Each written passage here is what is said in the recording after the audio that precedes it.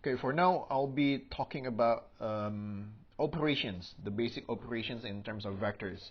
When we're talking about addition, math, addition, subtraction, multiplication, division, all those things, right? So then, let's see, does that work also in vectors? Because now it has a direction. Let's say you are moving. Imagine that you're on A, and then you're moving by 3, 2. That's why you got a 3, 2 here. And then you move again. So then you move again.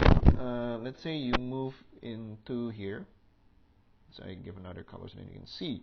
So A to B and then B to C, which is this vector is 3, -1. So the idea of vectors is that because we're just looking for the direction later on, actually. So then what is the final direction? Oh, it's just A. Oops, why is it red? It should be black. So the final direction, this is the final direction and motion.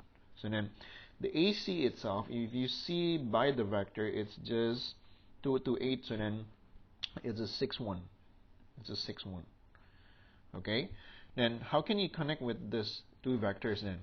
So if we check it out, if you notice, if we try to add up the 2, we add up the 3, whatever the 2 and -1, we'll be getting this.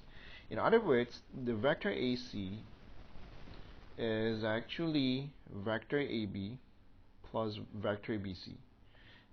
Okay, let me give you another one example. Let's say we have just a small one. Let's say here, PQ, and then it moves from Q. It moves. Let's say it goes here, QR. So then we will be getting this as our final direction. So then PR itself is a 3, -1. This is a 1, 2. This is a 2, -3. Now you guess. You check it yourself. Which is, so in conclusion, the PQ or the PR is equals into PQ plus QR. So then numbers, when you add up vectors, addition of vectors is actually just AB plus CD equals to A plus C and then B plus D. So you just like, this is a dream. If you're learning fraction, you just add up the two things. You remember, like the top with the top, bottom with bottom. So that works in vectors because we're looking into the direction only that way. So we might think then, how about subtraction? Probably the same. We'll see that in the next video. But then to conclude, one more thing is about if you notice in this one. So let's say, for example, we're talking about the AC. AC is AB plus BC. So we got this vector AC by taking care only from the initial and the final.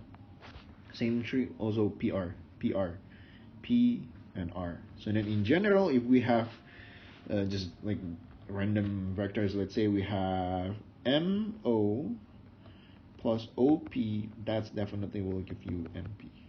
Because you just see from the initial and the final location. That's it.